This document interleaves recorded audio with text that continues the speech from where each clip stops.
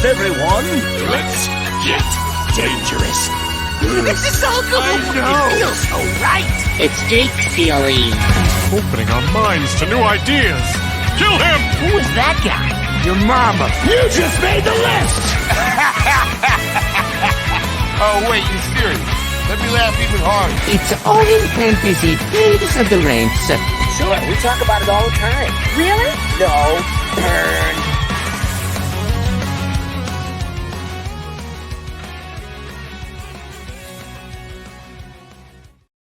Game on, you ducks. It is All In Fantasy Tales of the Ranks, as you've heard. And it is myself and Chris Meaney live on FTN. You can check out Meaney at Chris Meaney and over at FTN for all his work. Over at The Athletic for myself, as you know by now.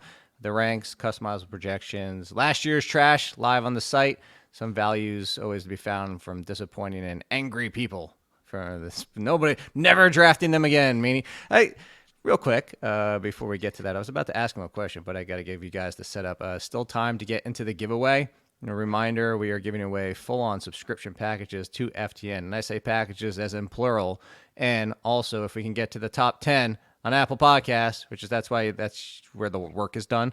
We're just close enough. We got to 15. We just got to get a few more spots. Give it away Cop and Madden to do that. But as a reminder, subscribe on Apple Podcast, rate, review, write the little review saying Meaney's great, Jake's only along for the ride, I love Meaney's locks and flowing hair behind his hats when he's out in the middle of the season, hasn't cut in 15 weeks, whatever it might be. 5 stars, all that. Well, that's 2 entries right there. 5 stars will get you a 3rd entry. And if you tweet about it, this is because not enough people tweet to share and say, hey, I don't know, maybe people are done with X/Twitter/ whatever the Tweeterverse. But if you do tweet, tag the show, us, or whatever it might be, that's another 2 entries. Email all of them. I think I forgot to mention that in the last podcast. Email me so I can see them, so I can put you in the entries. Yes. J. Ciely, the letter J, not J-A-Y, J. Ciely at The Athletic, and that's where you get them. But that's what I was going to say. At the top, Meaney, has there ever been a player where you're like, man, not only have I done it once, maybe twice, maybe 3 times, a lady, and you hate the player and you're never going to draft them again? Have you ever written anybody off completely?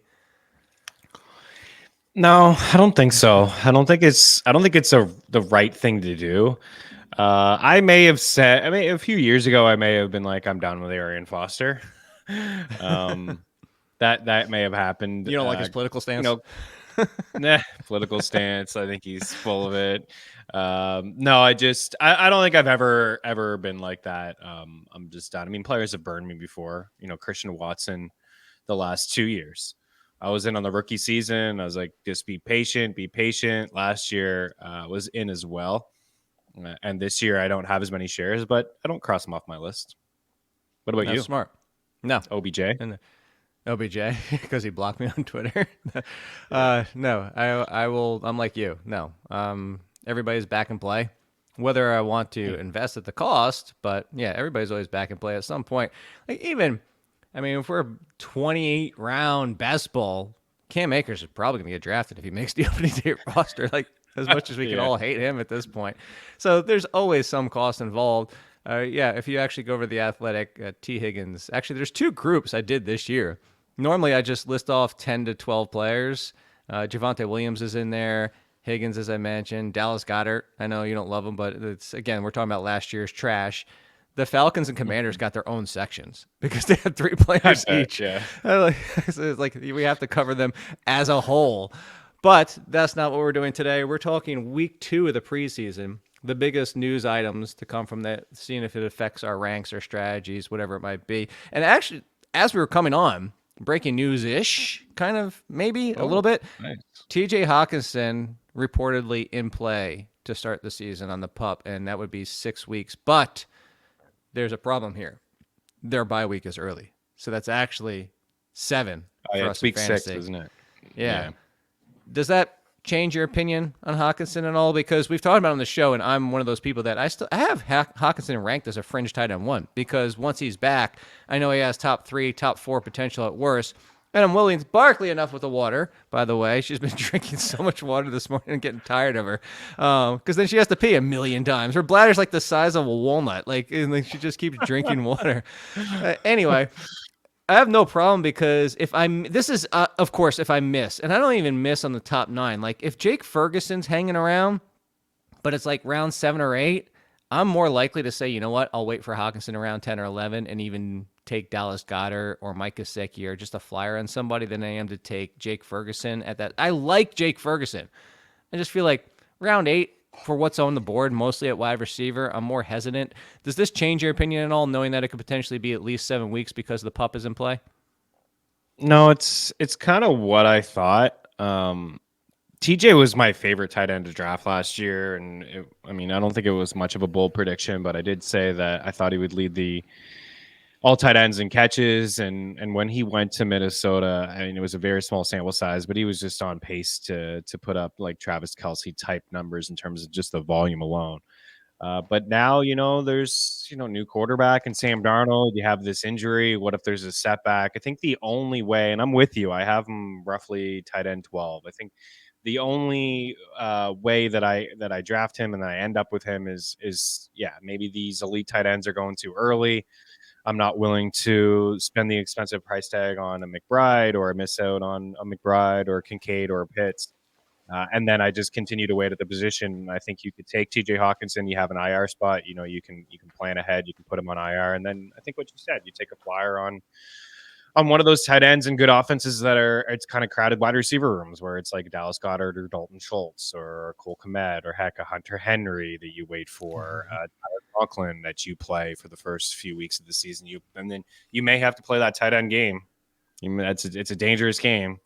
Hunter Henry had 2 touchdowns this week. I'm going to scoop him up, and then he hits a 0 the following week. The Data Force Fantasy Football charity one I did, I took Hockenson, and then I kept getting sniped. Like just as I was ready to take like Goddard. I forget that there was another one in there. I was like ready to take Hunter Henry. At that point, I was like, okay, I'm just gonna have to live with Hunter Henry, and legit like. Just right before me, like just people started taking tight ends. I ended up with freaking Greg Dulcich as my backup plan, which might not be the worst. Might not be bad. It could be okay for a few weeks to get Hockenson. But I might have no time time for 6 weeks. Yeah, I'd say like Gesicki's another guy, maybe. But again, just maybe. We haven't seen a tight end in a few years in Cincinnati be fantasy relevant, but there's no Boyd and Chase is on the sidelines still. Was it Ishavas? Ishavos? Yoshivas. Yep. I always forget how to say it. Like Yoshi. It's tough. He's Yoshi. But I've watched Yoshi. That's what I was gonna bring up to you on the series show on Monday if we got into him. That's what I'm gonna bring it up with Jay on Wednesday. I just call him Yoshi. Yoshivas. I think Yoshi. I'm excited for it. I don't know, like he's gonna be fantasy relevant, but he's a guy that I have ranked a lot higher than most. He's taken him in the last round. I bet you he's somebody we're talking about 2 week 3. He's third. Yeah, Boyd. I know, but Boyd's best season was like wide receiver 40. And my point Boyd here doesn't really show up until one of the two. This is perfect out, because right? this is on the list of teams. This is the stuff we were going to talk about today. This is one of the 14 Yeah. teams because that's how relevant some of these things are in the preseason. Is that there's only 14 movable teams position wise in fantasy. Yoshivas, I had N. Burton. Talent wise, I don't think there's a question. It's Jermaine Burton. But I even said this to you, meaning like I think we were talking at Flex. I don't remember what it was. August is a blur at this point. If everybody's wondering, again, thank you for prayers and everything for Nicole. Separate conversation another day. I don't want to tie up the fantasy show going into that. But Burton, definitively talent. My issue with Burton is that if something were to happen to Higgins or Chase, that's when he steps in. If everybody's healthy, his fit as the 3 it just doesn't mesh because it's kind of similar to what you and I talked about with the Rams on Sirius XM. The 3 with Cooper Kupp, or the third person with Cooper Kupp and Nakua is not Whittington. Like we can get excited about Whittington, but I think Whittington's like if Cooper Kupp gets hurt, Whittington's not a good fit for where those players are going to be spending the majority of their time, where they do the most damage, where they're most dangerous, especially Cooper Kupp. Intermediate game, getting open quickly. Similar game for Whittington. You want Demarcus Robinson out there with them. Conversely, the Bengals, with these two, you want that underneath option. You want a slot option. Yoshivas has been playing that.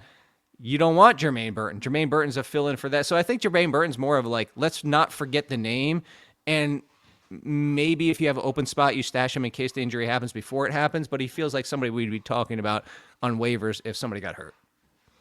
Yeah, he's probably the better late round pick. It's why he's going much earlier than Iosivas is not even getting drafted. He's probably like I think he said it perfectly. Like they drafted him. They're probably thinking like, listen, we're gonna pay Chase. We don't pay dudes, but we got to pay Jamar Chase, right? But we we're not took gonna pay him Higgins. top 5. He's Joe Burrow's guy. Like we'll just pay him. Where maybe they don't feel like that's the same with T. Higgins. That maybe T. Higgins is the guy. Maybe they were just drafting T. Higgins' successor. I think that's probably their thinking, their mindset. Professor. And if something happens to one of those two guys throughout the season, maybe we see Jermaine Burton, right? I don't think he's going to have a role in the slot. And, you bring up a good point. I'm probably, I'm interested in Iosivas. I think that there's going to be a larger role for him this season. We could see it at times last year, especially inside the red zone. He's had a great camp. He's stood out. Burrow has talked him up. All these things that, maybe you just take with a grain of salt. But yeah, the number 3 option.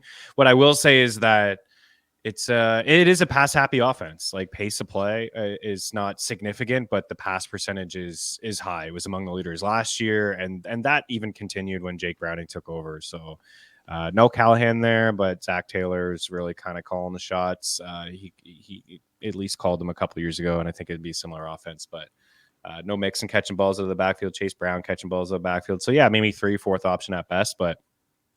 If you're drafting, it makes sense. If you want to stash somebody in the offense, it probably makes sense to do so with Burton because T. Higgins both of those guys, T. Higgins and Chase, have missed some time over the past couple of years, and Burrow as well. It's been an offense that's been hurt often. I have quite a few pieces of Burton in dynasties because people were drafting him as high. A part of real quick, we're going to move on from Burton.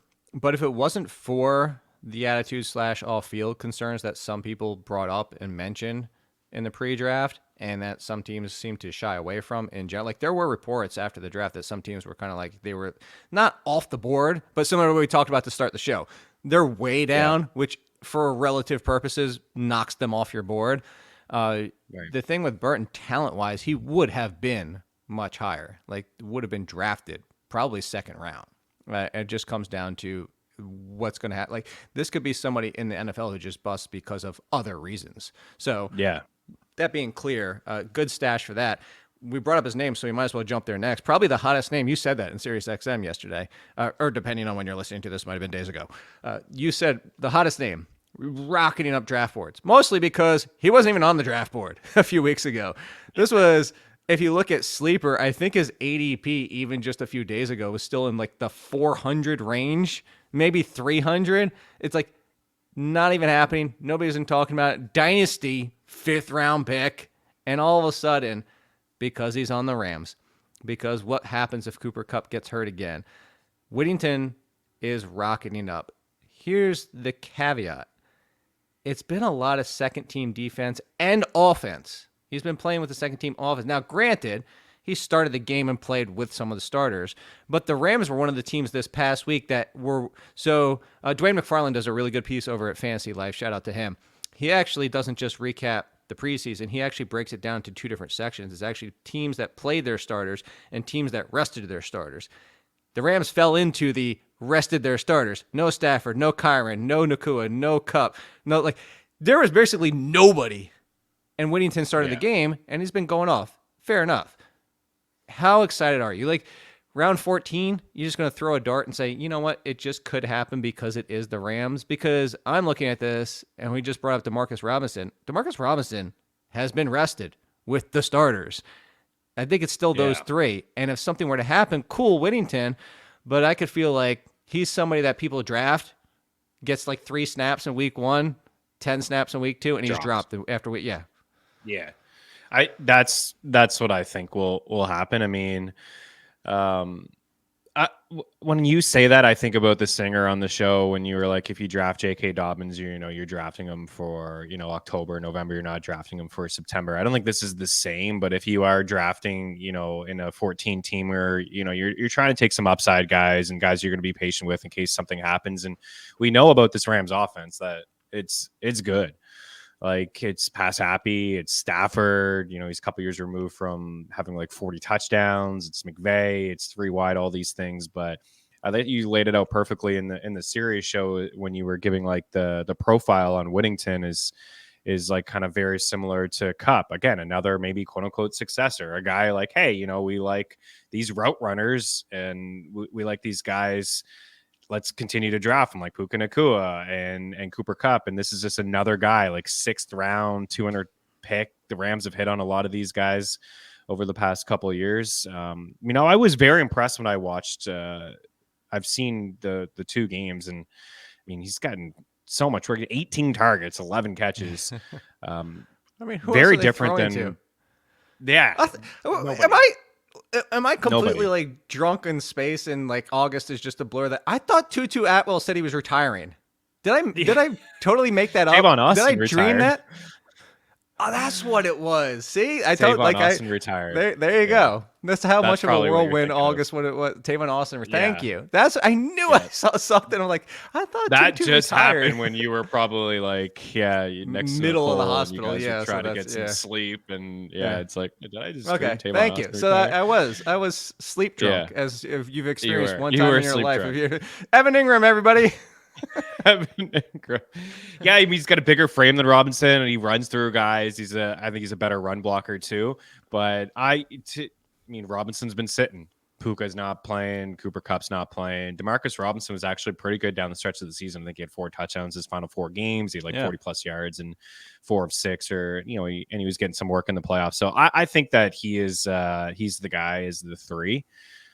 And if you want to take a shot on Whittington as your last round pick, sure, but I could see a scenario like what you just said is, unless Puka Nacua is not playing week 1, then hey, maybe he does show up week 1, and it's like we're saying after week 1 on this show, we're like, hey, we told you, he sends them opportunity, he could fill in when one of these 2 guys are hurt, and Nacua and Kupp, and you can play them, but be patient be cautious because Puka's coming back at some point, and Demarcus Robinson's on the field more in 3 wide receiver sets. So I have a lot of Demarcus Robinson shares just because, I'm picking him 18th round, 17th round, stupid stuff like that.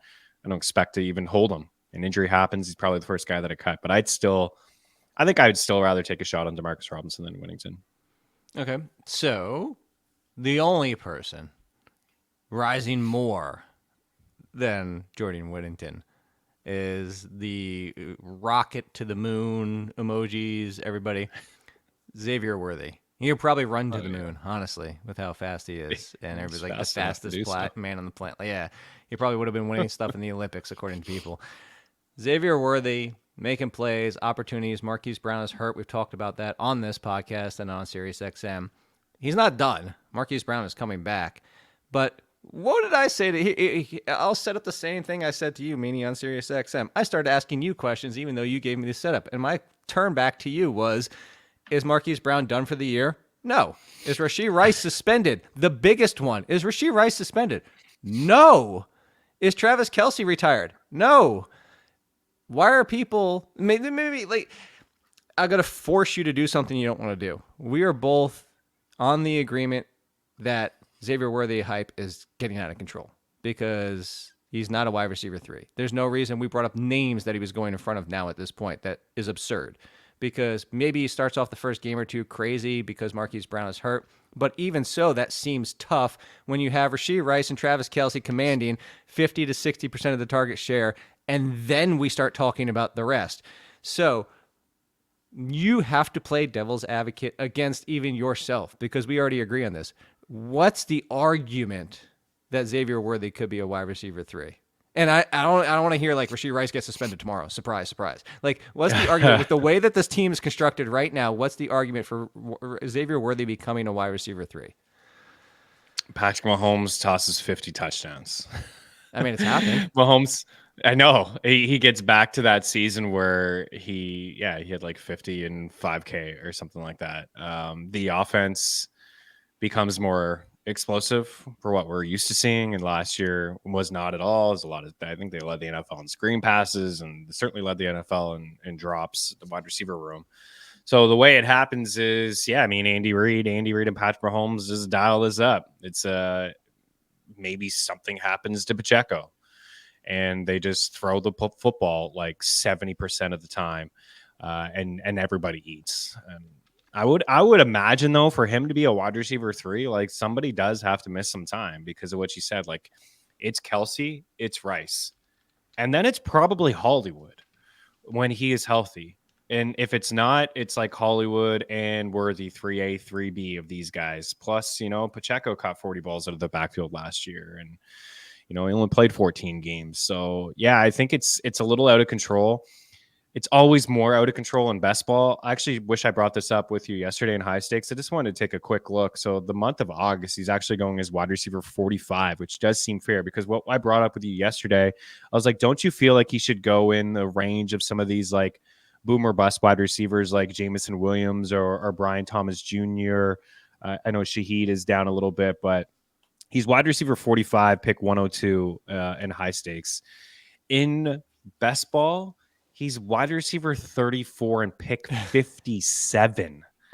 So I know that wide receivers are pushed up and people want their stacks, but that is like an immediate fade. Like, for example, he is going like much earlier than, he's going ahead of Keenan Allen and Chris Godwin and Hollywood Brown, of course, and Brian Thomas, JSN, Ladd McConkey, all those guys. In just high stakes, he's going after all those guys I mentioned and JSN and even Watson. So I think it's a little bit more. I think it's a little easier at 102, but it's still pretty high.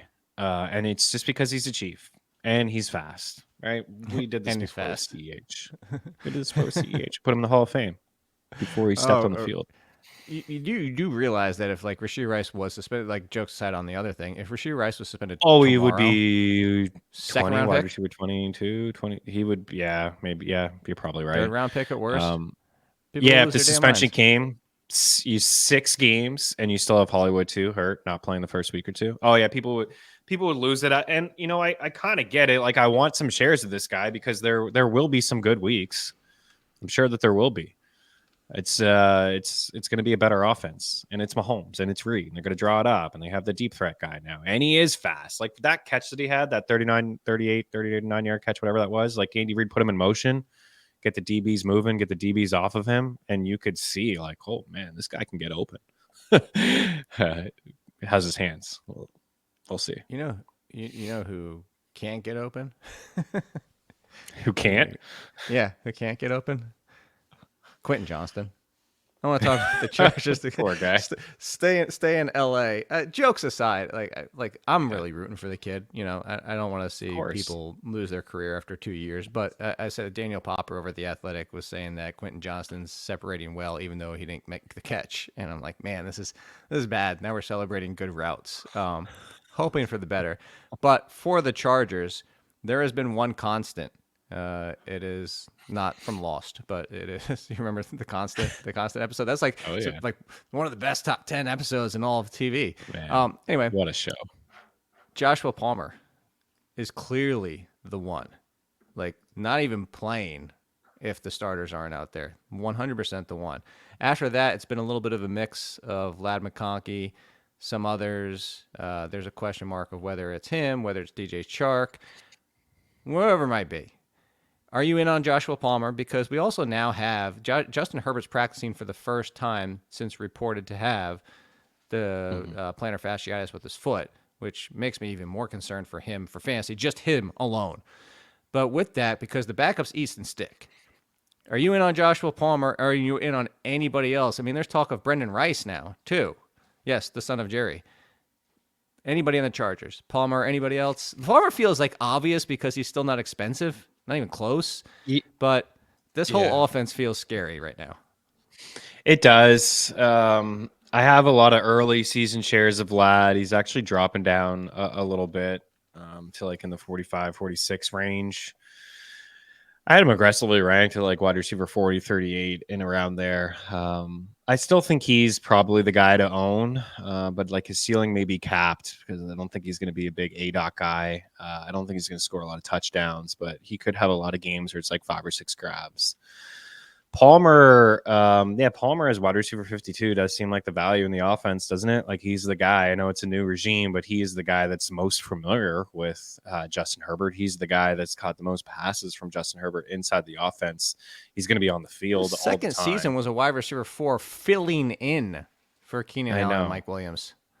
I know. Even at times when those guys were sidelined, he still didn't pop off the way that you expected him to.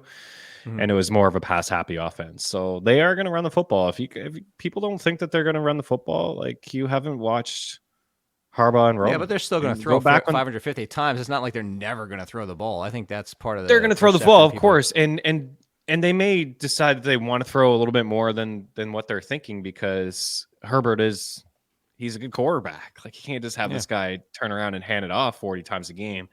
And there was a couple clips that I saw on TikTok of the Chargers camp, and it was Roman and Harbaugh talking, and they were mic'd up, and they were just talking in the corner during practice, and like Roman was like, "Man, Herbert is awesome. Like this guy is fantastic. He just gets it." And Harbaugh's like, "Oh yeah, like he is just so smooth, and he does whatever you ask him to do and more." And they're just talking him up. So like that's the kind of thinking that that's like what I'm talking about here is like their game plan may be like, we're gonna run the ball, but like holy crap, like. Maybe let's let Herbert chuck it here, on second down or something like that. But yeah, Palmer, I'm take some shots on him. Rice, same kind of deal. Like we're just taking late. Chark's already hurt. I think he got an injury yesterday, a hip. So that guy's like in and out all the time. I don't know. Quentin Johnson's free. Like, are we just not going to take it? Are we not going to take a flyer on him as like your last pick? He's not even. This is what we say all the time, or at least I say it all the time, Meaney. Running with the ones means nothing. Running not with the ones means quite a lot. Yeah, he is not even running with the first team offense at all, and he's not catching passes. Forget about running good routes here and there. He's also not. He's also dropping a lot of passes. If Chark is healthy, he's not getting on the field until he's not Ladd, Chark, and Brendan Rice are done. So that just kind of gets all right. A couple more quick ones. Keep this a little bit tighter, kind of rapid fire, so to speak. We'll see. Buffalo, the Bills. Ray Davis looks good. Are you concerned for James Cook? I'm not. Okay. But Ray Davis definitively stashed as like a high-end backup. Yeah.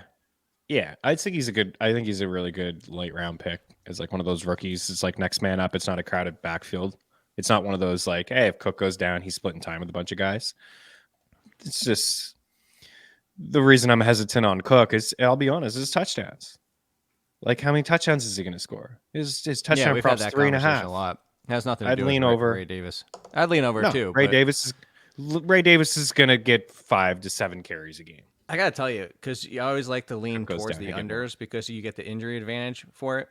If James Cook was like 5.5, 6.5, I would just put the house up for the under. But like 5.5 would even make me like lean under because I'm like, you know what? He can get 4 or 5. He'll have a game with 2. But I'm just saying if it was that high, which it's not, which is obviously telling you Vegas thinks the same thing. All right, then staying in with this division, Braelon Allen, who I'm a fan of. I actually hated that they took Isaiah Davis too because I was a fan of Isaiah Davis. I thought he was underrated running back in this draft class, and I ended up getting both of them on this team. Braelon Allen was impressing, better in the passing game than people thought. I brought that up during the draft process and mentioned that, but now people are seeing it. But the problem is Isaiah Davis in week 2 of the preseason got mixed in a lot more with the first team. If you are drafting a Breece Hall backup, is it still Braelon Allen for you, or do you think this could be maybe the answer is going to be neither one of them? Well, that's what I think with Davis and Buffalo, it's like I think that he could be the clear next man up. Where the Jets, it could be like a little bit, mix of the two rotation. But I really like Allen a lot. So would you take Ray Davis or Braelon Allen as your first if you had to pick? I would probably take Allen actually, knowing that he can actually potentially score touchdowns. Yes.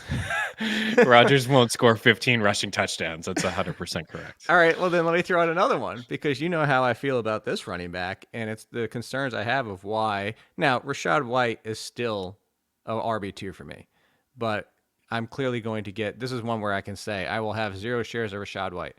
Not even just because I'm usually drafting wide receivers, but also I'm 3 to 4 to 5 spots lower at running back, which that early in the draft means you're not getting them. Yeah. Like if it was 3 to 4 or 5 spots in the 30s, still in play. When you're talking top 20, not happening. And part of it is because I think Bucky Irving's a legit threat. Mostly, I'm concerned about the passing game where Rashad White, tons of touches last year, which is what offset how terrible he was in an efficiency standpoint. But a lot of that's the passing game, too. I am actually worried that Bucky Irving siphons off the passing game. And if you're only relying on Rashad White running, he's still going to catch the ball. But if you're talking 240 carries and 25 receptions versus 250 and 50, it's a big difference. Bucky Irving versus, and obviously purely a backup, but Bucky Irving versus Ray Davis and Braelon Allen, which would be the 3 of your choice? My choice would actually be Bucky Irving because I think there's an opportunity, unlike the other 2, where he could steal part of the lead work. Yeah, no, I agree with that. I think that I think the job is Cook's, and obviously it's Breece Hall, and he's going to catch a lot of passes. Go out on a limb on that one. Yeah. New regime, though, again, right? Dave Canales really gave... I know Rashad White's been a really good pass-catching running back in the past, his first 2 years. But, yeah, Bucky Irving, man, I was pretty impressed with what I saw from him in the first preseason game and how they used him. And certainly is a guy that I think could catch like 25, 30 balls, and that would cut into Rashad White. So, 64 grabs last year. I still think Rashad White gets like 45 plus receptions. I still think he's a really good pass catching running back, but he was just the guy. He was just the guy. There was nobody, right? Chase Edmonds. It was just Rashad White. And that's, you know what? Tampa probably should scale back a little bit. Maybe he'll be more efficient with fewer touches. Maybe it's possible just to have a change of pace guy to come in and get like 25, 30% of the touches. So yeah, I would have Bucky ahead of those guys because a roll right away. The old Lamar Miller. Even if it's just a third down roll, he's got one.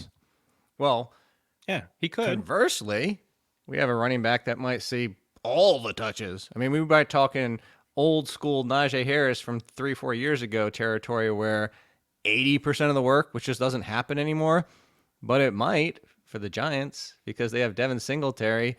Tracy got banged up, which a lot of people were warrantedly excited for as potentially stealing some. Eric Gray looked good on a few runs, but all intents and purposes, Brian Dable, I mean, he was tied to Singletary back in Buffalo. Now he's with the Giants.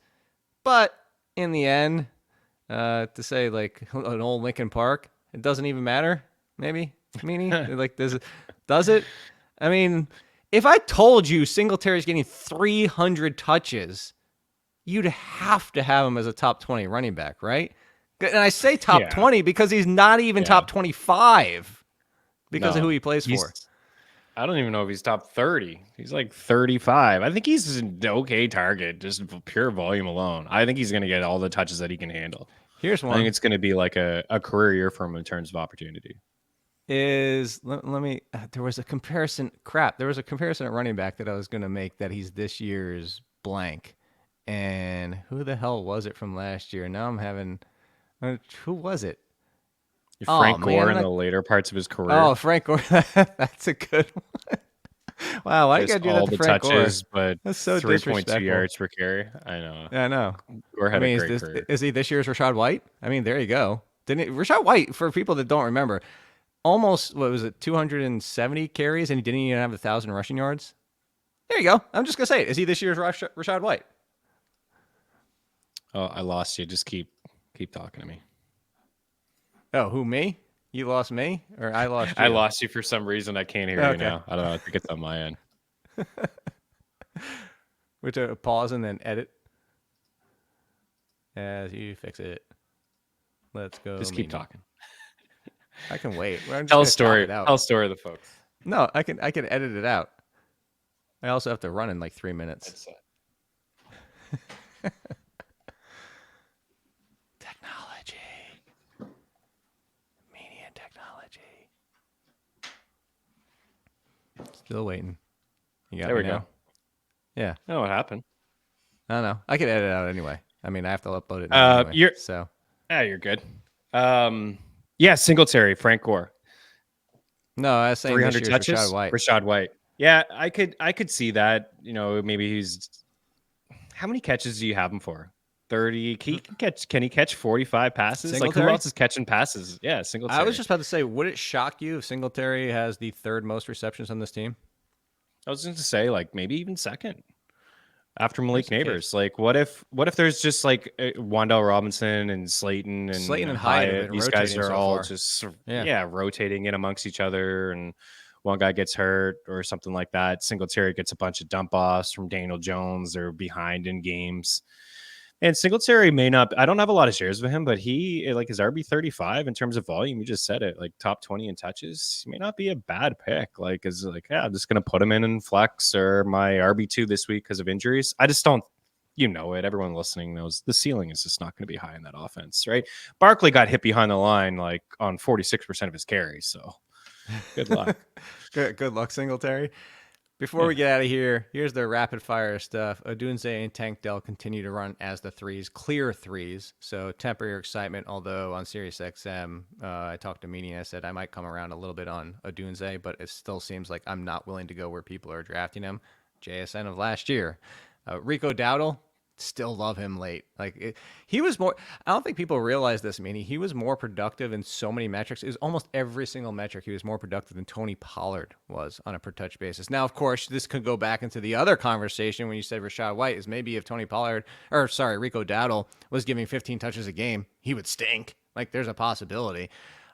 Denver, Meaney loves some Bo Nix. He's excited for Bo Nix. Cortland Sutton, the wide receivers have to shake out there. Beowulf is back. Gardner Minshew is starting for the Raiders. Gets us back in on Devontae Adams as a fringe wide receiver 1. And then Brian Robinson's looking good, leading the share. Jahan Dotson on there, starting out. They're running a ton of routes with the starters, just not getting a lot of looks yet. Bounce back, sure, but keep him in the double-digit rounds. And the last one, before I get out of here, Meaney, the Najee Harris, Jalen Warren situation. Jalen Warren is hurt, unspecified timeline to return. I saw some people tweeting yesterday. They say Najee Harris, top 15 running back now because he's got all that work to start the season. Who knows how long it is? What if it's a long-term effect for Warren? What if he comes back aggravated? But I'm not going that high. Are you? No. I think I may have moved him up a couple of spots where he's like RB24 or something like that. I think he's a better back than what people kind of let on. Well, here you go, real quick. Would you draft Najee Harris or Nick Chubb, knowing that Nick Chubb might be irrelevant until October? Yeah, I would just take Chubb, but you and I think have a soft spot there for Nick Chubb. But yeah, the first few weeks it could be one of if you're ignoring the running back position, the first few weeks maybe you end up with Jonathan Brooks. It could be one of those. Hey, you get Najee for the first few weeks, Jonathan Brooks on your squad. He's a guy that maybe could take off. Najee Harris or Zamir White. Zamir White. Najee Harris or David Montgomery. Swift. Najee Harris. Okay, we found the breaking point. I'm out on right Swift. Okay, fringe RB2. But what is not fringy is Chris Meaney at Chris Meaney. Oh, reminder. By the way, before we get out of here, the biggest pro football contest is back in Vegas this year. Circa Survivor and Circa Millions are now up to $16 million in guaranteed prizes. You can win 2 different ways. No rake, by the way, which is also really good. If you love Survivor, Circa Survivor contest, select a team each week. Survivor. No point spread. Longest wins. 10 million guaranteed in play. So make sure you're entering in that. If you want to go the other way, Circa Millions makes 5 picks against the spread each week for your share of $6 million guaranteed through quarterly and full season payouts. Enter Nevada, play from anywhere.